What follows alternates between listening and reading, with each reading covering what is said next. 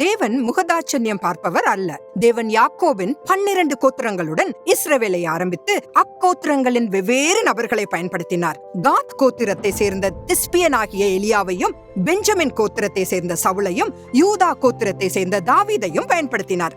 Benjamin கோத்திரத்தை சேர்ந்த Esther என்ற ஒரு பெண்ணை கூட தேவன் பயன்படுத்தினார். தேவன் வம்சாவளியை பார்ப்பதில்லை, அவர் விரும்பியபடி தனிப்பட்ட நபர்களை பயன்படுத்துகிறார். ஆயினும் கானானுக்குள் நுழைய தவறிய 5,99,998 பேரை தேவன் பொல்லாத சந்ததி என்று குறிப்பிட்டார். பயணத்தை தொடங்கிய 6 லட்சம் ஆண்களில் தேவனுடைய சித்தத்தை செய்த யோசுவாவும் காலேபும் மட்டுமே கானானை அடைய முடிந்தது. நம்முடைய பின்னணி எதுவாக இருந்தாலும் நம்முடைய சித்தத்தை தேவனிடத்தில் ஒப்பு கொடுக்கும் போது அவர் நிச்சயமாக நம்மையும் பயன்படுத்துவார். அவர் நம்முடைய எதிர்காலத்தை ஆசீர்வதிக்க நம்முடைய கடந்த காலத்தை கணக்கில் கொள்வதில்லை.